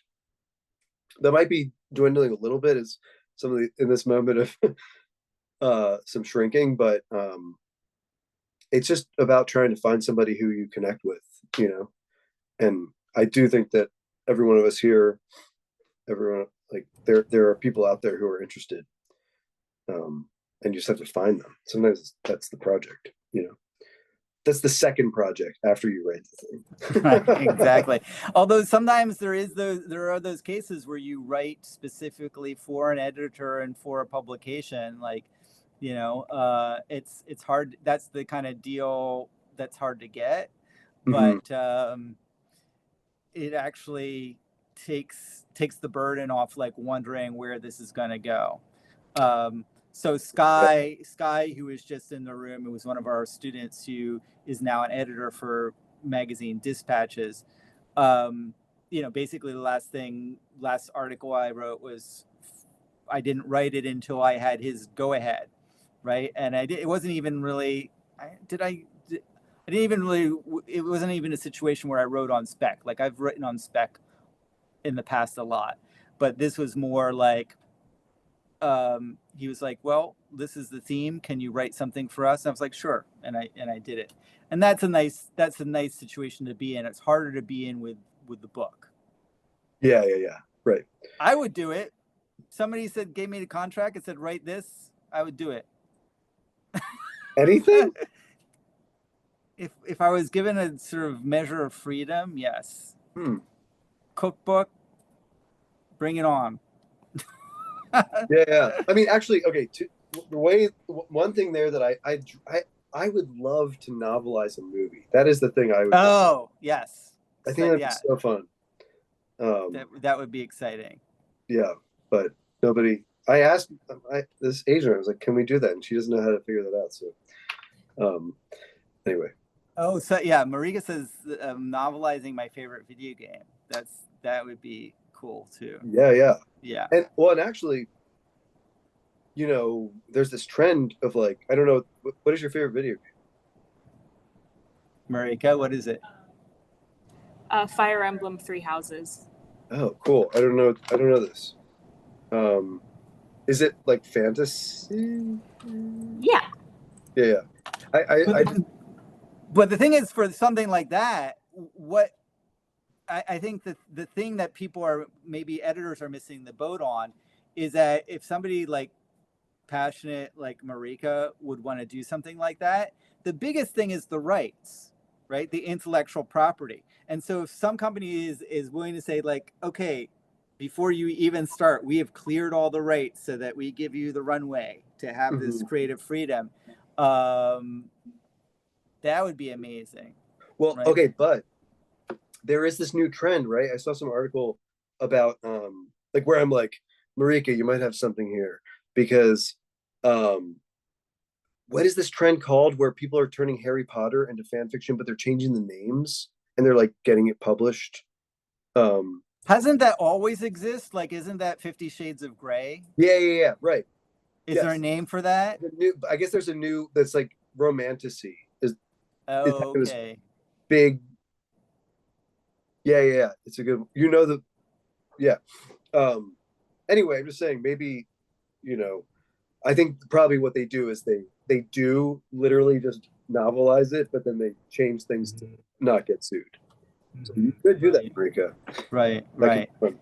I mean, I really think that the future of literature, I mean, we don't exist, we don't have full lives anymore outside of these screens and boxes that we live in. And I think that all like new literature isn't going to be based on, you know, life in the prairie, or even sort of like in the sort of domestic space of family relationships, whatever. It's all, I think that the future of literature is really about our secondary responses to things like the films and the movies and the media that we exist in.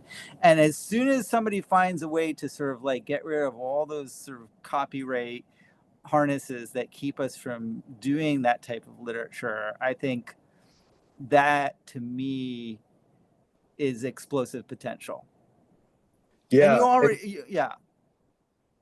Yeah, and that's a whole other conversation. Like, talk about pattern supercut. Somebody asked me recently at, at a school, what are there any patterns you've discovered by being a parent of a 3-year-old? And the pattern I brought up was that at her school, it's like that there are 2 genders. Elsa from Frozen is what all the girls are into, and Spider-Man is what all the boys are into. And then, of course, the pattern there is Disney. And that relates to kind of what you were saying, is that, you know, they've really made copyright so much more different than it was before. It's so much stricter, Disney. I kind of see that, yeah, they're like the guardians of the imagination or something. But yeah, you just change the names. It's fine. Yeah, exactly.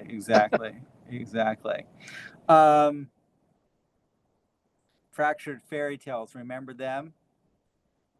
Wait, is that a thing? Oh yeah, that was Bullwinkle and Rocky. Yeah, I even remember the song for Fractured Fairy Tales. Look it up on YouTube. Bullwinkle and Rocky. Do I have to explain Bullwinkle and Rocky? But I mean, Bullwinkle and Rocky was the cartoon, but it was like a, what do you call that when you have like a TV show that has different little kind of vaudevillian vignettes? There's a word for that. Episodic? No, something like compendium or something like that. But they would have like different, like for example, Peabody and the Time Machine. Shama, do you remember who's Peabody and what's the dog's name? Sherman, Peabody and Sherman. That was part of the Bullwinkle and Rocky compendium, right? But then there was also Fractured Fairy Tales, which was just, I mean, it was dumb. It was like, you know, like it was fairy tales with a little like, you know, twist or modernization or whatever. But I think the idea is interesting. Cool. Wait, what was this? Oh, yeah. Question. No. Christopher has a question here. Straight thought. Patchwork brought to mind, and also Christopher does a lot of his own really interesting sort of database writing that you should take a look into if you haven't seen it. Patchwork brought to mind how writers during the golden age of sci-fi would nitpick their short stories into fix-up novels. The section of this Patchwork feel like they could have each been individual concept PDF projects, good ones too. Yet I think the individual games are elevated by the emergent superstructure you had to find as a necessity of combining them into a singular conceptual fix-up, so to speak. Really fun. So the fiction, what is the? Can you explain more? What is this fix-up thing? I've never heard of this. What is a fix-up novel?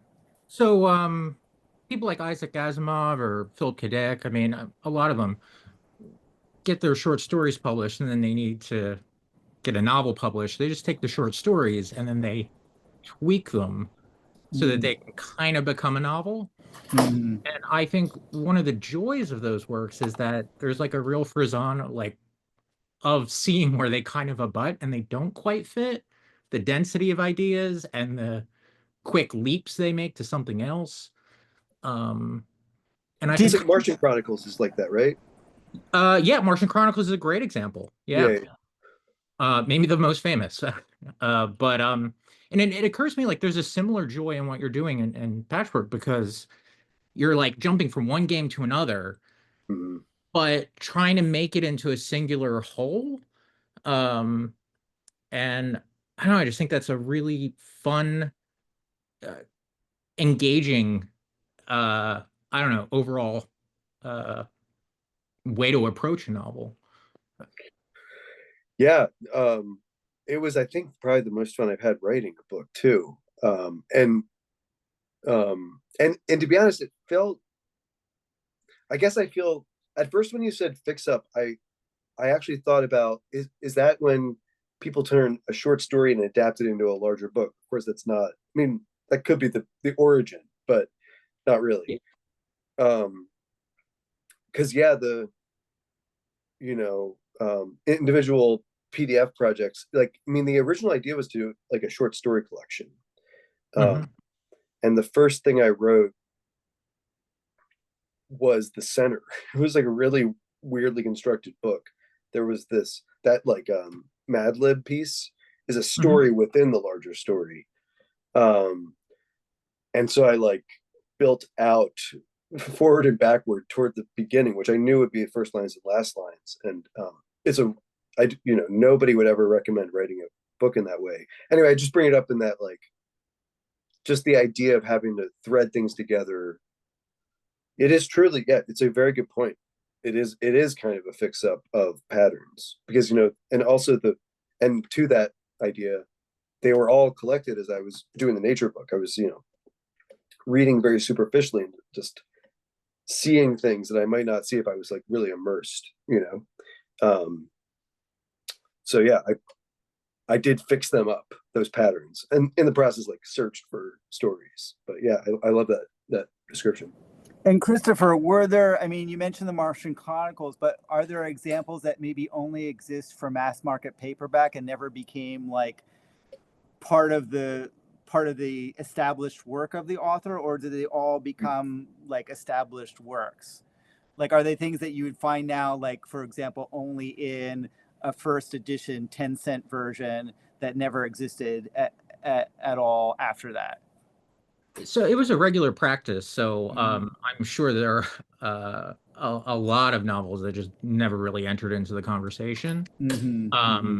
I don't know if I've read any of those. I mean, I've gone to more obscure authors or whatever, but you can certainly find it amongst people like Alfred Bester. Star Is My Destination. I think that's a fix-up.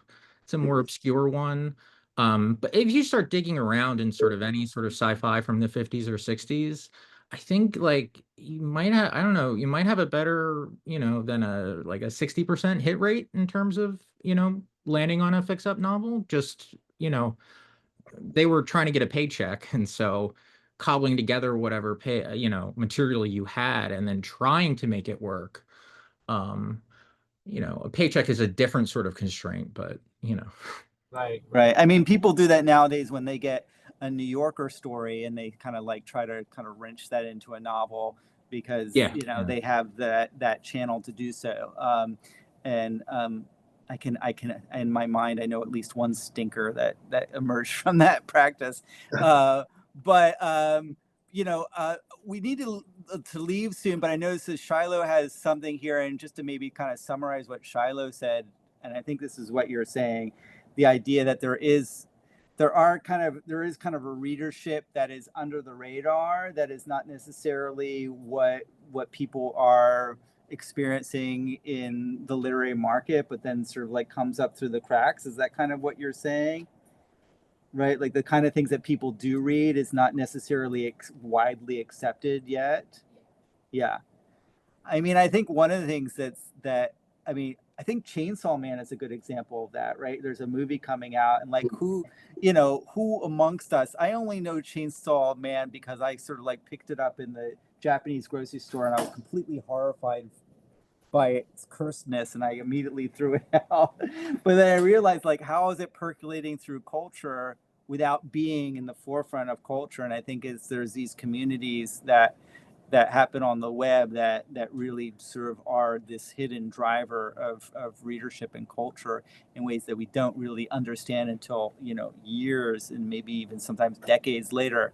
Also, Neon Genesis Evangelion is a perfect example of that. That was a 90s anime that really kind of seethed under the surface for decades until it became more pop culture.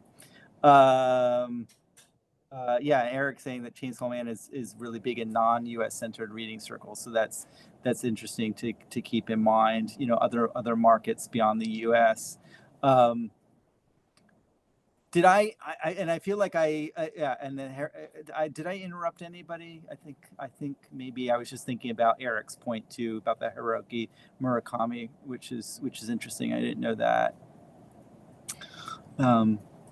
Any final comments? We should sort of like break for dinner soon.